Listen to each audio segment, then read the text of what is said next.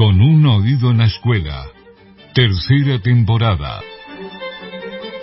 Para reavivar el compromiso por y con las jóvenes generaciones, renovando la pasión por una educación más abierta e incluyente. Con un oído en la escuela. Idea y realización, Junta de Educación Católica y Secretaría Episcopal para la Educación Católica de la Diócesis de Posadas. Puesta en el aire, Radio Tupambaé.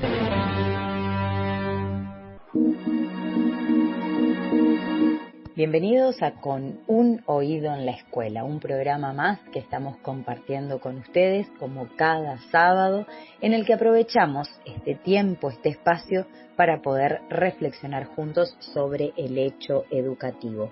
Como siempre les decimos, este programa que lo hacemos con mucho compromiso, semana a semana lo pensamos para ustedes, junto con Luciano Matija, Zoraida Miño, Sofía Corol y quien les habla, Carla Turco. Lo preparamos, lo pensamos para que ustedes lo puedan disfrutar. En esta oportunidad, este sábado, el tema central del programa es prevención de abusos en la infancia. Eso va a ser sobre lo que vamos a reflexionar y en realidad compartir con ustedes nuevamente pequeños fragmentos de lo que se llevó a cabo el 18 de mayo de este año en el Instituto Superior Antonio Ruiz de Montoya, en el Salón Auditorium, y estaba enmarcado esta charla, esta jornada que se pudo compartir ese 18 de mayo, en el segundo encuentro de educación sexual integral, ESI, bajo el lema Prácticas educativas centradas en la prevención de riesgos relacionados al abuso y al maltrato en la infancia y la adolescencia. Esta actividad que contó con la presencia de la licenciada María Inés Frank como disertante principal. Esta actividad que fue, les recordamos, organizada en el mes de mayo en forma conjunta por el Obispado de la Diócesis de Posadas a través de la Secretaría Episcopal para la Educación Católica, la Junta de Educación Católica y el Instituto Montoya. Contó también con el auspicio del Servicio Provincial de Enseñanza Privada de Misiones y la Universidad Católica de las Misiones, a lo que se sumó también, o a la actividad a la que se sumó también la Asociación de Institutos Privados de Misiones, AIPEM, para que se pueda concretar este encuentro. Nosotros meses anteriores estuvimos compartiendo algunas de las reflexiones. Esta actividad duró durante la mañana y la tarde de ese 18 de mayo y algunas reflexiones ya habíamos compartido de la licenciada María Inés Frank y ahora queremos centrarnos básicamente, como les decíamos, en este tema central, la prevención de abusos en la infancia. Pero vamos a comenzar, como hacemos siempre, poniendo todo en manos del Señor para que Él nos bendiga y que lo que podamos escuchar y compartir en el programa de hoy pueda servirnos realmente para reflexionar. En el nombre del Padre, del Hijo, del Espíritu Santo. Amén. Al Espíritu Santo le decimos: ven Espíritu Santo, envía tu luz desde el cielo. Padre amoroso del pobre, don en tus dones espléndido. Luz que penetra las almas, fuente de mayor consuelo. Ven dulce huésped del alma, descanso de nuestro esfuerzo. Tregua en el duro trabajo, brisa en las horas de fuego. Gozo que enjuga las lágrimas y reconforta en los duelos. Entra hasta el fondo del alma, divina luz y enriquecenos. Mira el vacío del hombre si tú le faltas por dentro. Mira el poder del pecado cuando no envías tu aliento. Riega la tierra en sequía, sana el corazón enfermo. Lava las manchas, infunde calor de vida en el hielo. Doma el espíritu indómito, guía al que tuerce el sendero. Reparte tus 7 dones según la fe de tus siervos.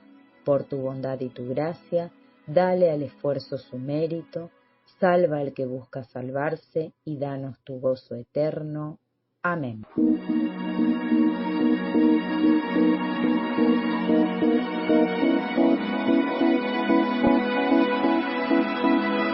Y así comenzamos entonces el programa de hoy que les decíamos, les recordamos, tiene como tema central la prevención de abusos en la infancia. Un programa en el que vamos a recuperar algunos fragmentos de este segundo encuentro de educación sexual integral que se desarrolló el 18 de mayo en el Instituto Montoya bajo el lema Prácticas educativas centradas en la prevención de riesgos relacionados al abuso y al maltrato en la infancia y la adolescencia.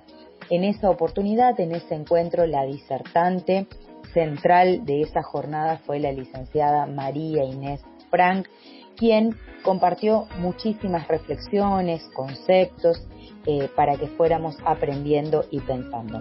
Entre otras cosas, y lo que vamos a escuchar ahora, es un análisis que ella hizo, una reflexión sobre el silencio de los niños, por qué los niños guardan silencio ante un abuso, por qué no pueden hablar cuando son víctimas de abuso, o qué es lo que pasa con ese silencio, con aquello que no pueden poner en palabras cuando son víctimas de abuso o maltrato.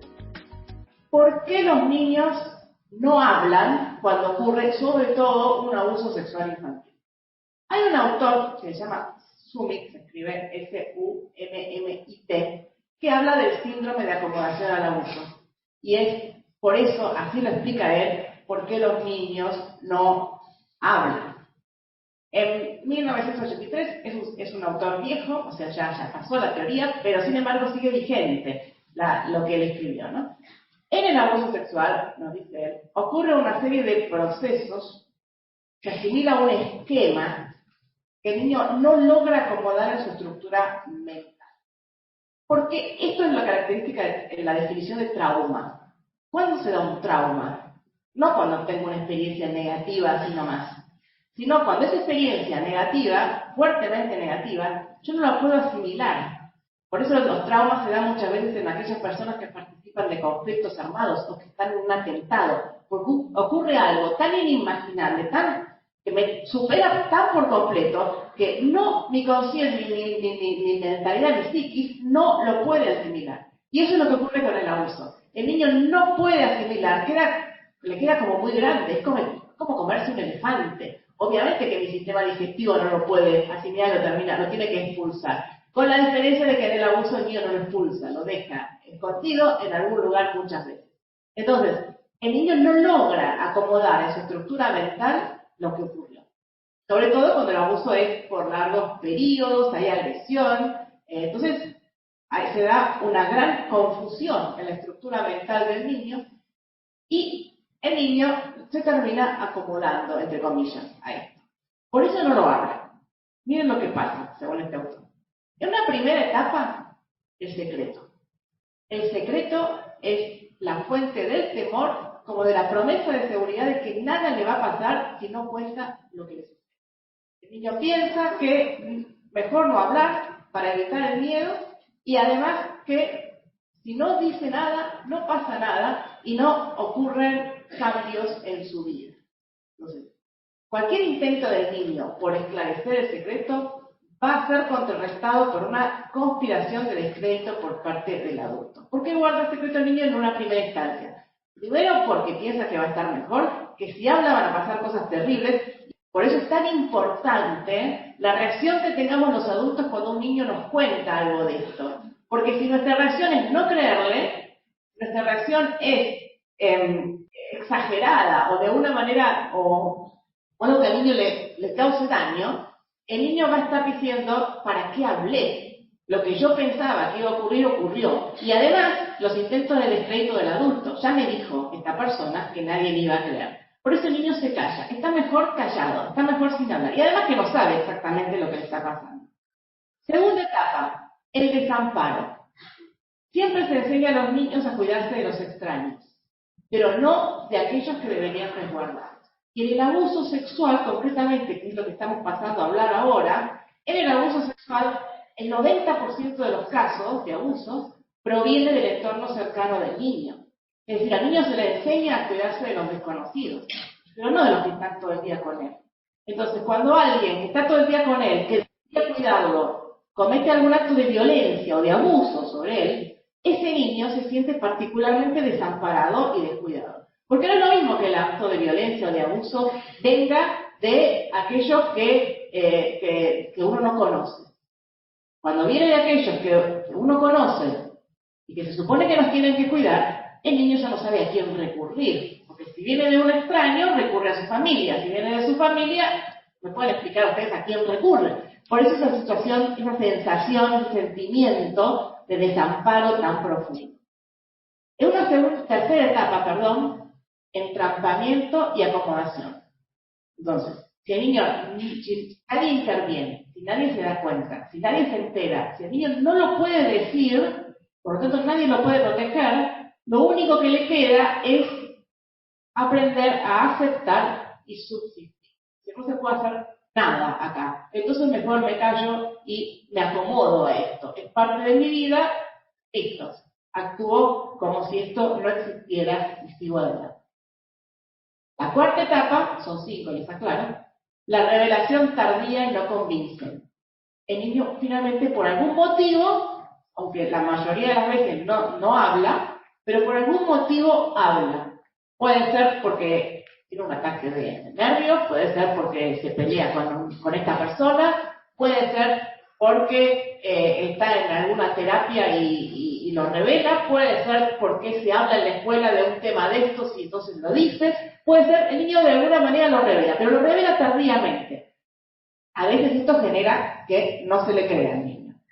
Pero finalmente, la última etapa, detrás de esa revelación, por eso la importancia de lo que hagamos como adultos frente a una revelación, después de esa revelación vienen una serie de intervenciones que cargan al niño la culpa, que lo hacen sentirse peor y que, por ejemplo, esto que les contaba recién de este ejemplo, una persona que fue un niño que sufrió un abuso por parte de un familiar, lo denunció y el familiar terminó, lo denunció no, en el caso que estoy contando el pediatra se dio cuenta, el niño finalmente habló y el adulto terminó en la cárcel, es toda esa tortura interior para el niño y muchas veces el no sentirse creído o el que la persona que cometió el abuso tenga que dejar la casa, abandonar la casa, quedarse sin el sostén económico de una determinada persona que fue la que cometió el abuso. Todo esto hace que el niño posiblemente en algún punto tenga la tentación y lo haga, retractarse y decir, yo no dije nada, esto no fue cierto, yo me lo inventé todo. Muchas veces yo he leído fallos judiciales, no de ahora, pero de hace algunos años, en donde se denunciaban abusos y en donde la persona acusada salía absuelta porque el niño finalmente decía, fue mentira.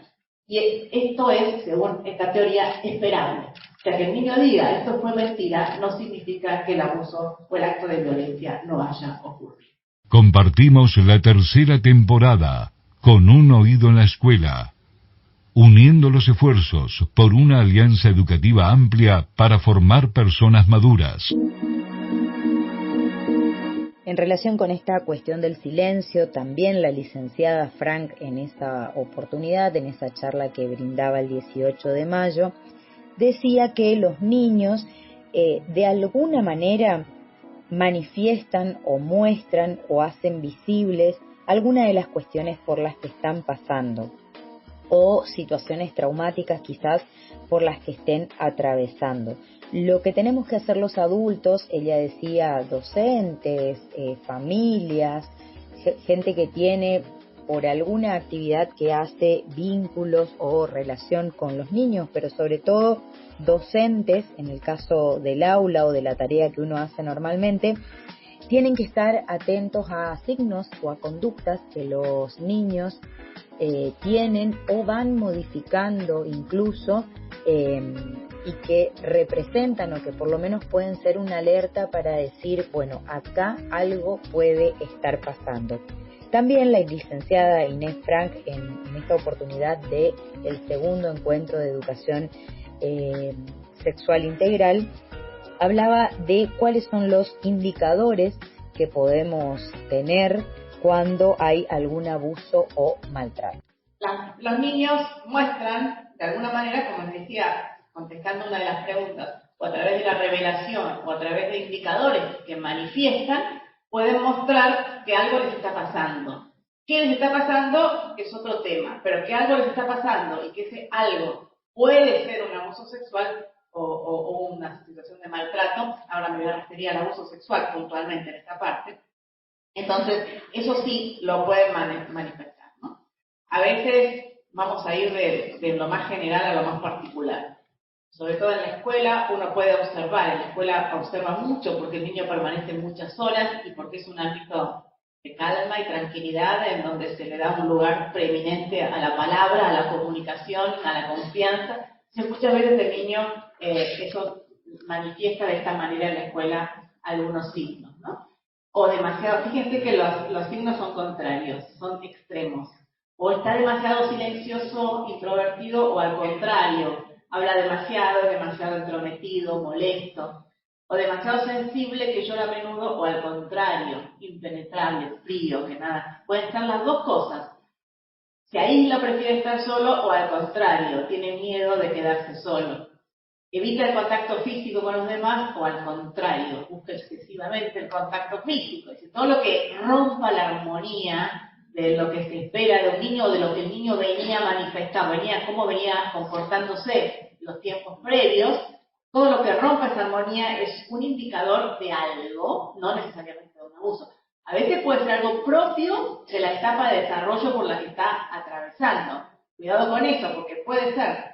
Por eso es muy importante, no solo que ustedes ya lo saben porque son educadores, pero que a veces en nuestros ambientes, por ejemplo, de catequesis, de grupos, de movimientos juveniles, los dirigentes conozcan, cuando interactúan con niños, qué es lo que es esperable a determinada edad de un niño y qué es lo que es esperable en otra determinada edad, para poder saber cuándo uno de estos signos es disruptivo, cuándo uno de estos signos realmente constituye un indicador de algo y cuándo no necesariamente. También a veces tienen miedo de dormir, pesadillas, sufren de incontinencia.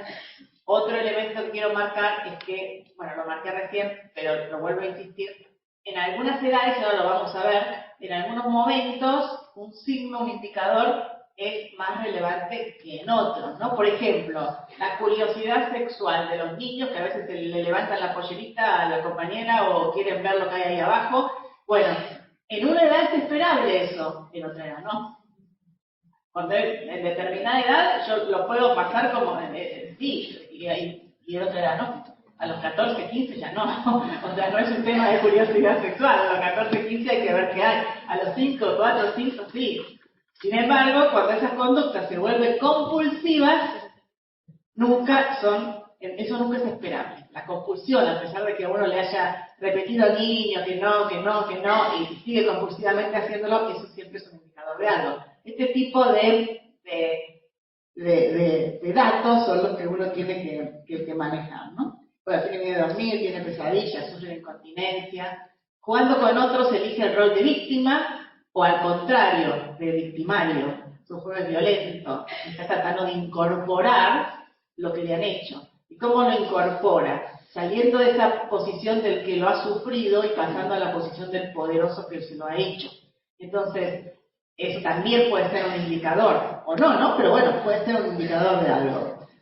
No aprecia ni valora lo que hace, o al contrario, valora demasiado, tiene una excesiva necesidad de ser confirmado y valorizado. ¿Por qué? Porque se le ha destruido la autoestima, de alguna manera, a través de, bueno, hay que ver qué tipo de abuso, quién lo realizó y cómo fue, ¿no? Pero se le puede haber sufrido daños en la autoestima, entonces está necesitando permanentemente que lo refuercen otros, que otros lo valoren. O al contrario, no aprecia lo que él hace, se siente indigno, culpable, sucio, también puede pasar. Estas actitudes están presentes en realidad en todos los niños, uno las puede observar en un momento u otro, pero cuando son frecuentes y excesivas ya pasan a ser un indicador, ya pasan a ser una señal. Cuando son frecuentes, excesivas, compulsivas, que no hacen caso cuando se les marca que tienen que cambiar de comportamiento, de conducta, ahí ya es cuestión no solamente de decir, portate bien y de enojarse uno, sino de ver qué es lo que está detrás de esa reacción.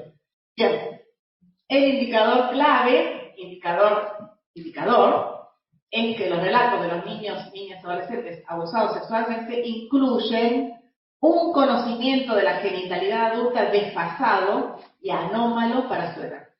Obviamente, los que estamos acá somos adultos y nos damos cuenta que los niños frente a la sexualidad hoy vienen rapidísimos, que con cosas que nosotros ni se les hubieran ocurrido. Pero por eso la importancia también de conocer las etapas de desarrollo y que es esperable que le interese a un niño a una u otra etapa, ¿no? Porque este sí es un indicador bastante certero de que ha habido algo vinculado con la sexualidad en ese niño. No solamente que a veces el niño ve televisión, internet, lo que sea, y sabe cosas, pero otras veces conductas, movimientos que realizan los adultos en los momentos en que hacen un acto sexual, por ejemplo, bueno, eso no tienen por qué saberlo, por qué conocerlo. Entonces esto sí es un indicador de que en la órbita de la sexualidad algo le ha ocurrido a ese niño. No estoy 100% segura de que fue un abuso, pero sí me hace abrir, no un ojo, los dos ojos como platos para observar y estar preparado a actuar no bien sea necesario, ¿no? Y además, este conocimiento de la genitalidad adulta desfasado y anómalo para la edad, se suma la presencia en el niño de un estado emocional negativo. Está peor, cambió. Era un niño alegre y ahora es un niño triste. Era un niño sociable, ahora es un niño súper retraído. Era un niño animado y ahora es un niño con miedos, con muchos miedos. O sea, algo cambió y además este conocimiento de sexualidad, la genitalidad adulta desfasado, este es un indicador directo, bastante directo, de que pueda haber pasado algo en la sexualidad. En la mayoría de los casos, el primer y único indicio es el relato del niño. Por eso hay que creerlo, por eso todo lo que decíamos antes. Y además, muchas veces como el niño se retracta, puede retractarse, como veíamos hace un ratito, de lo que manifestó, esta primera escucha del adulto es central, porque a veces es la única declaración que vamos a obtener del niño.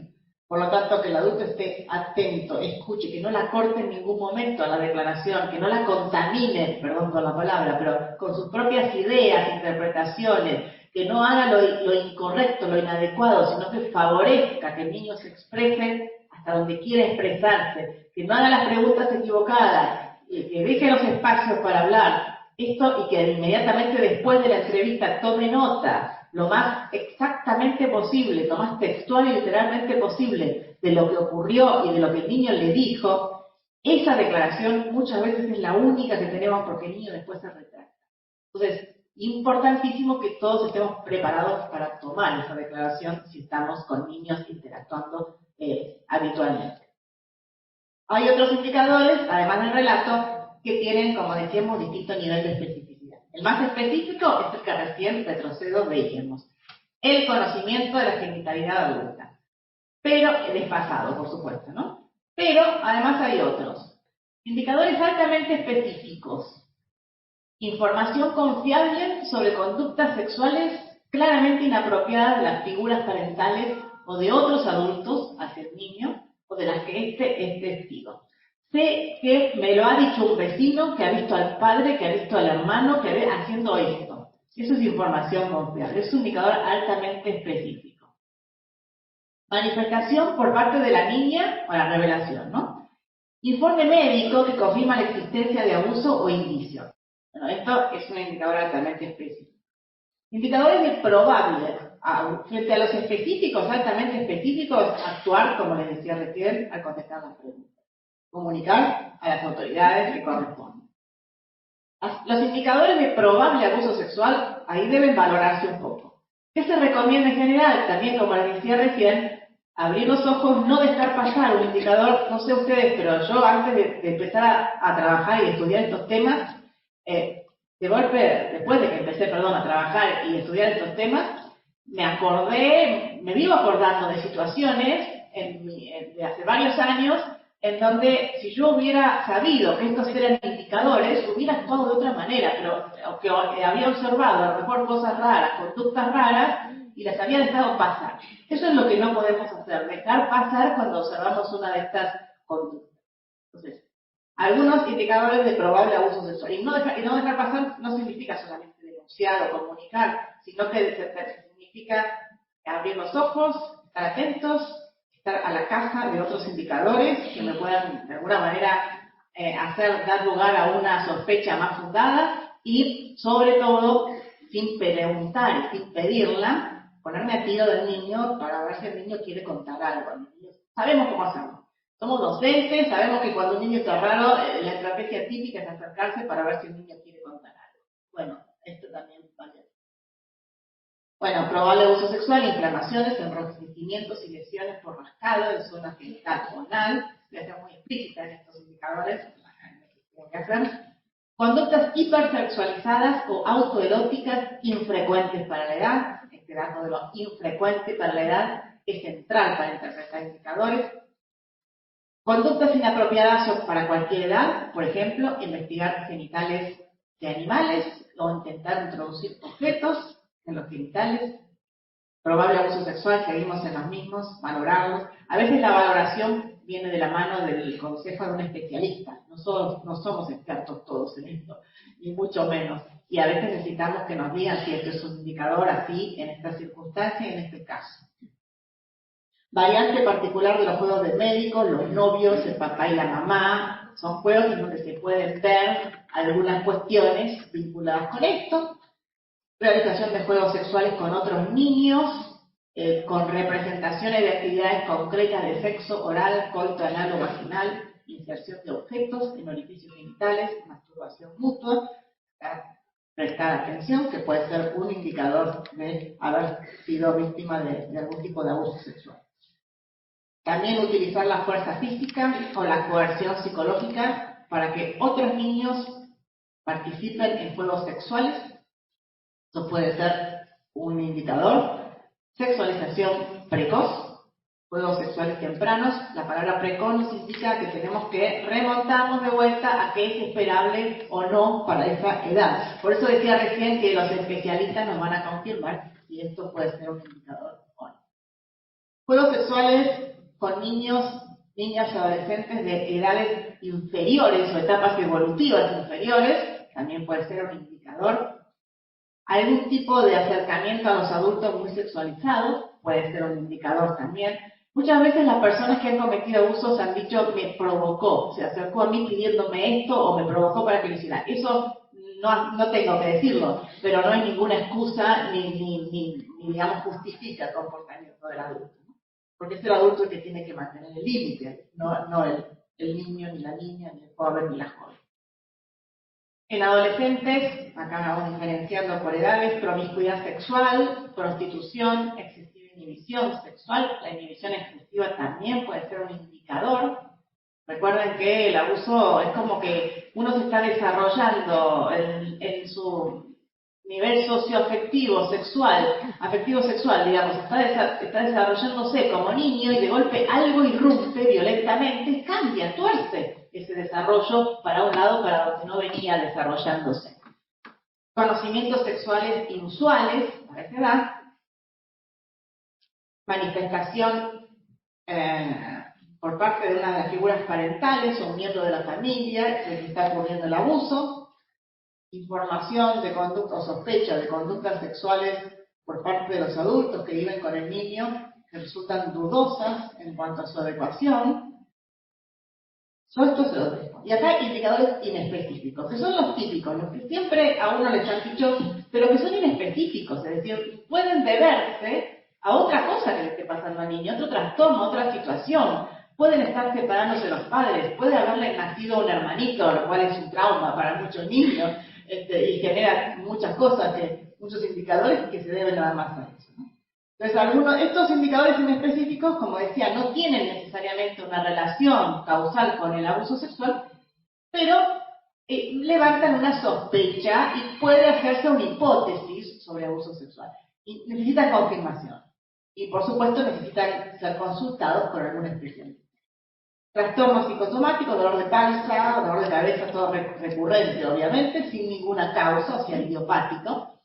Trastornos de la alimentación, también no solamente puede deberse a un abuso, sino a otras circunstancias. Fenómenos regresivos, el perder el control de esfínteres en niños que ya lo habían logrado. Infecciones urinarias repetidas sin causa que las justifique. Voy a pasarlo rápido porque se los voy a dejar. Y acá, indicadores inespecíficos, vamos a dividir en edades. Infancia temprana, en preescolares, indicadores psicológicos y conductuales, inespecíficos también, pero en edad escolar y preadolescentes, en adolescentes.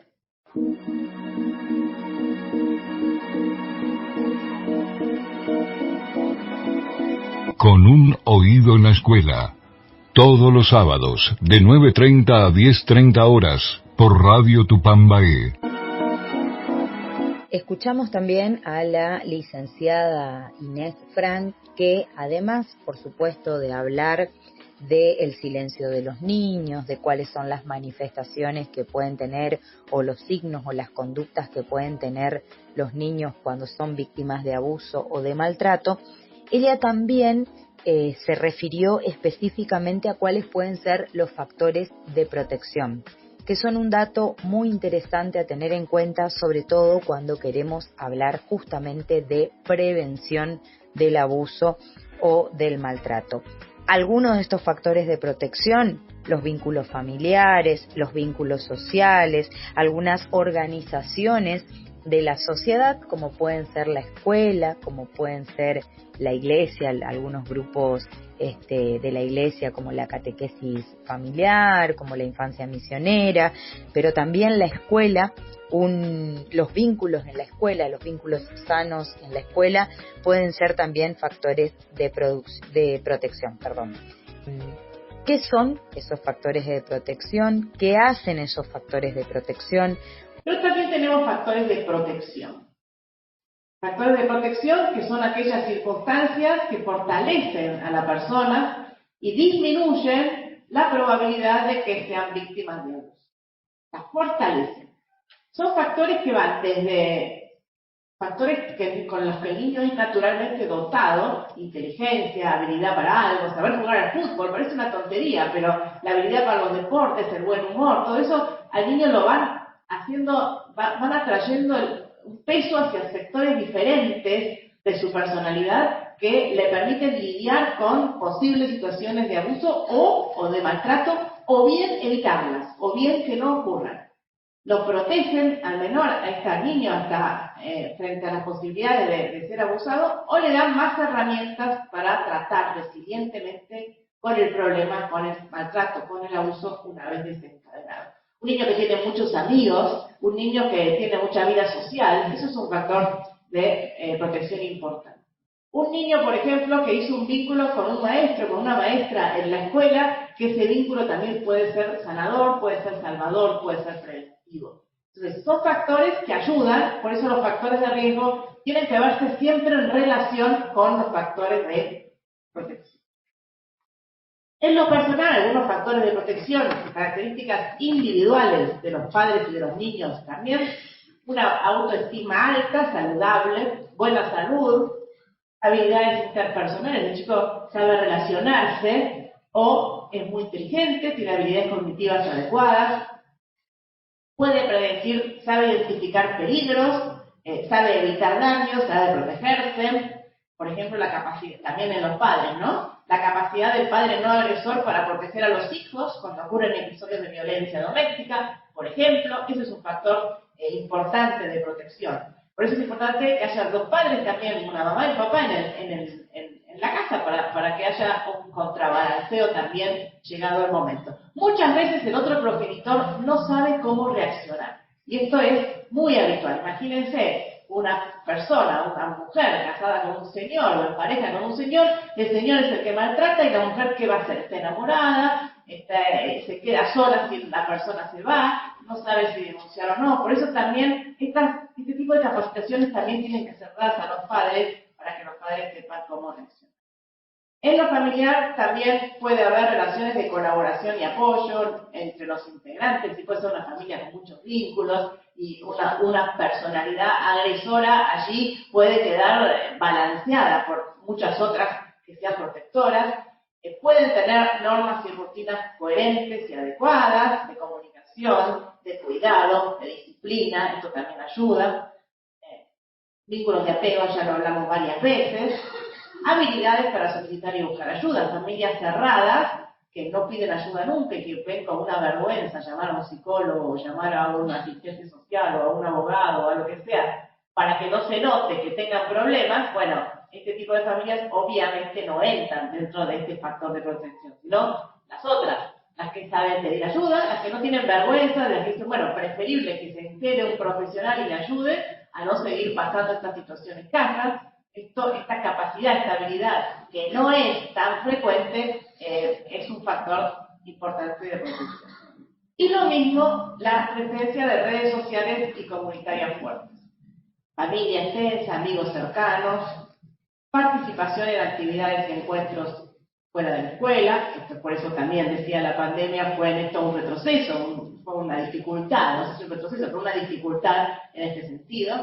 Y la posibilidad de acceder a servicios disponibles dentro de la comunidad. Es decir, si quiero hacer una consulta psicológica, tengo a alguien cerca a quien hacérsela. Si tengo que solicitar determinado servicio, puedo hacerlo. Estos son los factores de protección. Compartimos la tercera temporada, Con un oído en la escuela, uniendo los esfuerzos por una alianza educativa amplia para formar personas maduras. Y el último punto que queremos compartir con ustedes en este sábado de Con un oído en la escuela es, retomando, les decíamos por si recién están sintonizando Radio Tupambaé, esta charla que dio la licenciada María Inés Frank en el mes de mayo en la ciudad de Posadas, en el marco del segundo encuentro de educación sexual integral bajo el lema Prácticas educativas, centrada en la prevención de riesgos relacionados al abuso y al maltrato en la infancia y la adolescencia. El último punto que vamos a recuperar en esta oportunidad de esa charla es la explicación que la licenciada Inés Frank hizo sobre lo que hay que hacer para poder prevenir el abuso o el maltrato, sobre todo aquello que se puede hacer justamente desde la escuela. La prevención a la que todos aspiramos, que sería perfecta, es la prevención primaria, que no ocurra el abuso. Entonces, un montón de medidas que se pueden tomar para que no ocurran los abusos. ¿Es perfecta esta prevención primaria? No. Obviamente van a ocurrir abusos y tenemos que estar listos para activar la prevención secundaria. ¿Qué es la prevención secundaria? Dos elementos. Es aquella que se pone en práctica cuando ya ha habido un abuso y tratamos de evitar que surjan las secuelas, las consecuencias, o también la prevención secundaria, como dije ahí, es la que intenta detectar una patología en estado inicial o precoz cuando hay situaciones de riesgo. Cuando yo tengo muchos factores de riesgo sobre un mismo niño, entonces yo no puedo deducir que ha sufrido maltrato, que ha sufrido abuso, pero sí puedo decir que es mucho más probable que los haya sufrido. Por lo tanto, la prevención ahí también se denomina secundaria.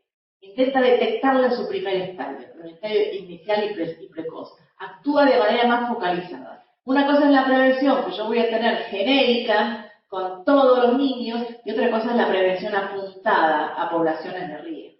Entonces, la prevención secundaria es aquella que, o cuando las personas los niños están en un alto riesgo de haber sufrido, de sufrir abuso o maltrato, o cuando ya lo han sufrido y quiero evitar que las consecuencias se enquisten, que pasen a ser a largo plazo y por lo tanto mejorar la calidad de vida y el futuro de ese niño. Entonces, eso es la prevención primaria y secundaria, que son las dos que más vamos a mencionar. Porque la prevención terciaria apunta a restablecer la salud, a tratar de lidiar con las consecuencias una vez que ya ha aparecido el problema, el tratamiento, la terapia. Si bien también como escuela podemos intervenir allí, nos vamos a focalizar en las dos primeras.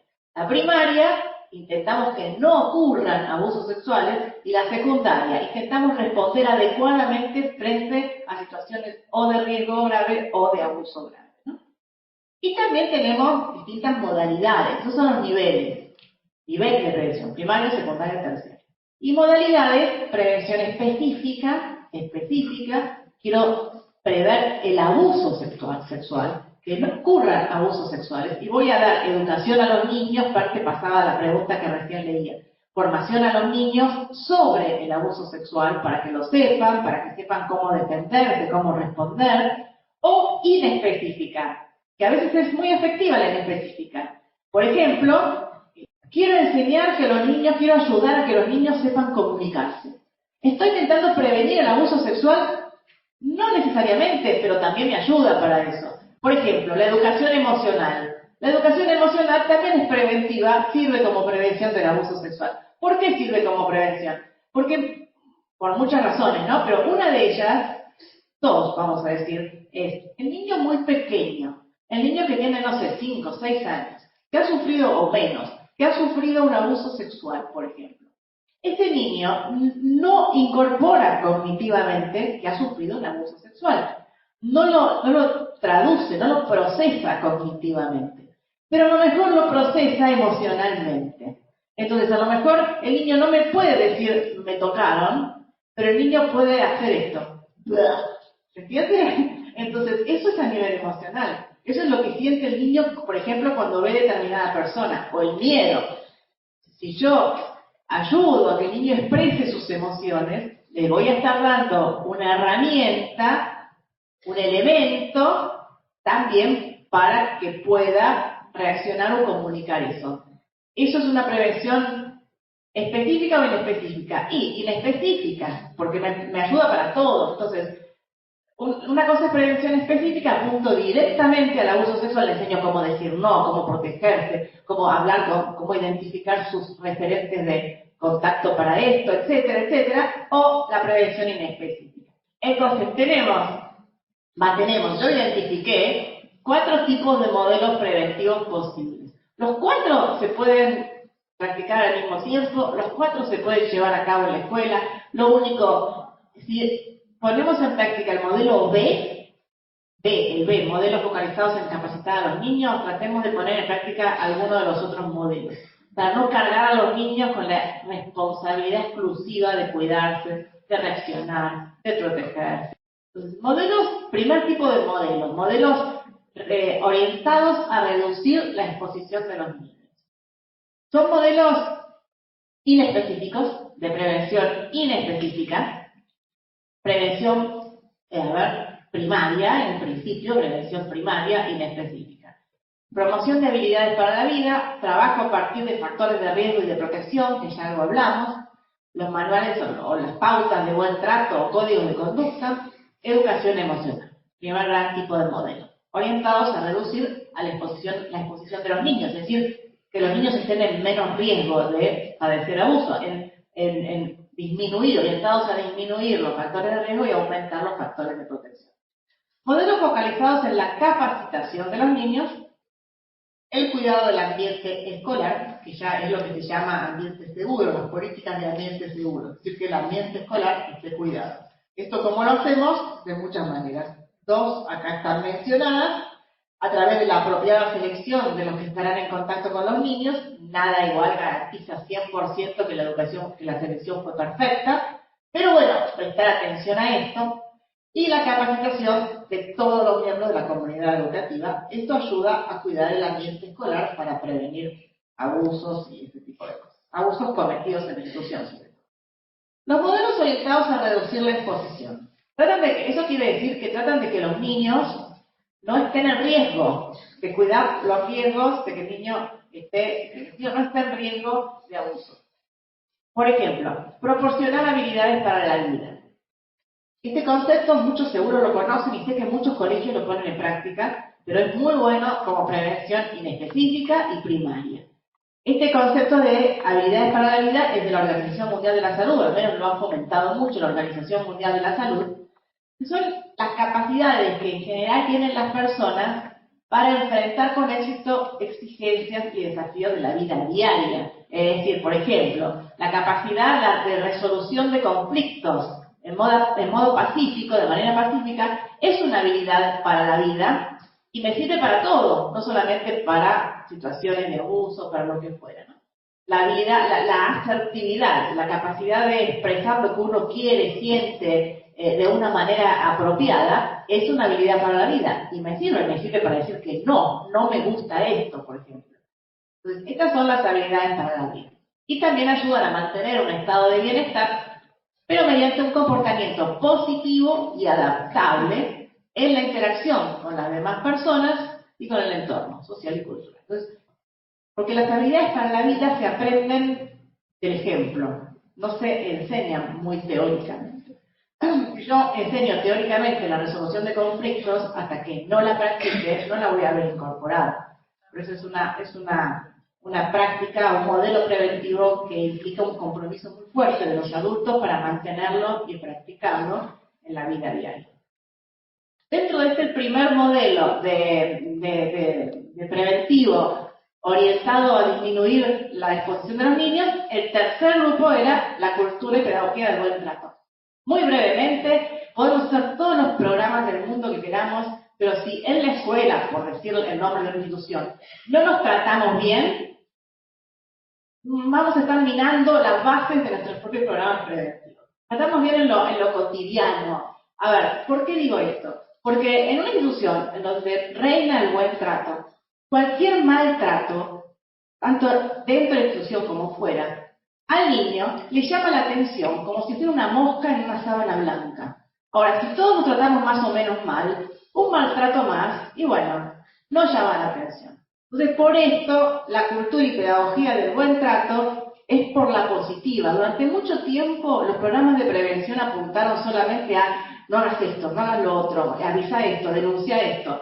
Ahora hay como una tendencia a ir más a las raíces para ver por qué se producen las cosas y a evitar que se produzcan desde cero. Bien, esto es la cultura y pedagogía del buen trato, por ejemplo. La educación emocional también es un modelo de prevención importante. Es sobre todo porque ayuda al control de las emociones y a la comunicación de las emociones. Como les decía hace un ratito, en los niños pequeños, muchas veces este es el único indicador que voy a tener. Un indicador por el lado emocional y no, obviamente, por el lado cognitivo, cuando el chico no tiene ni la menor idea de lo que le hicieron, de por qué se lo hicieron, de qué es lo que pasó, de qué es lo que tiene que hacer, pero sí puede sentir asco, miedo, repugnancia, algo, congelamiento, algo que le permita al adulto llamar la atención, abrir los ojos y decir, ¿por qué le pasa esto a este niño? Bueno, y antes de despedirnos del programa de hoy, les dejamos nuevamente, les recordamos la invitación que habíamos hecho el sábado pasado para el segundo retiro espiritual para educadores, bajo el lema Jesús se acercó y siguió caminando con ellos. Escuchamos la invitación especial que nos hace nuestro obispo, Monseñor Juan Rubén Martínez. Bueno, para los que no me conocen, yo soy el obispo Juan y quiero, recordarles o invitarlos para el segundo encuentro de educadores católicos que vamos a hacer, ya nos falta mucho, el sábado 2 de septiembre a la mañana. En medio de todas las cosas que tenemos, de todo el trabajo, de tantas coyunturas, esto es un momento, un rato más espiritual, como para tener un momento de interioridad, de encuentro con Dios, de encuentro fraterno, de oración. Yo voy a estar acompañándolos durante el encuentro, así que bueno, los invito y espero que esa mañana podamos estar juntos. Y ustedes lo escuchaban. Nuestro obispo, Monseñor Juan Rubén Martínez, comprometido a acompañarnos el próximo sábado, 2 de septiembre, de 8 a 12, es la invitación a participar del segundo retiro espiritual para educadores. La idea, la consigna que queremos que quede clara es que es para todos aquellos que son miembros de la comunidad educativa, personal docente, trabajen en las instituciones de gestión pública o de gestión privada. Están todos invitados a que podamos pasar, compartir, como decía nuestro obispo, en toda esta cotidianidad donde tenemos muchas cosas que hacer, donde hay mucho trabajo, muchos desafíos. Bueno, tomarnos un tiempito para retirarnos, para encontrarnos con Jesús, para encontrarnos entre nosotros, para reflexionar, para celebrar, para rezar, para disfrutar, para compartir el encuentro y para volver a recuperar esta certeza de que Jesús es quien se acerca y sigue caminando con nosotros. Sábado 2 de septiembre de 8 a 12, es decir, el próximo sábado, en el Polideportivo del Instituto San Alberto Magno, ubicado en Avenida Chacabuco, casi Avenida Eva Perón. Si ustedes ingresan a las redes sociales de la Secretaría Episcopal para la Educación Católica, ahí van a encontrar un formulario que es para inscribirse.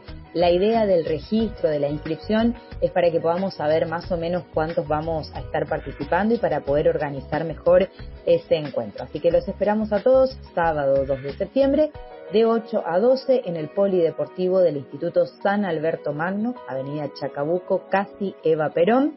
Segundo retiro espiritual para educadores. Trabajen en la gestión privada o en la gestión pública, todos a encontrarnos el próximo sábado. Y nosotros nos despedimos, les agradecemos haber estado acompañando un programa más de Con un Oído en la Escuela. Y Dios mediante, nos reencontramos el sábado próximo, que va a ser un programa sumamente especial porque vamos a ir compartiendo algunas cuestiones, algunos detalles de lo que vamos a estar viviendo y compartiendo justamente en este segundo retiro espiritual para educadores. Que tengan un bendecido fin de semana.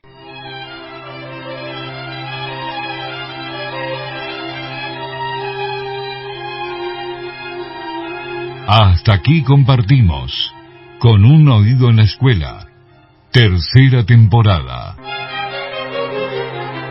Idea y realización, Junta de Educación Católica y Secretaría Episcopal para la Educación Católica de la Diócesis de Posadas. Puesta en el aire, Radio Tupambaé. Nos reencontramos el próximo sábado, Con un Oído en la Escuela, promoviendo la escucha paciente, el diálogo constructivo y la mutua comprensión.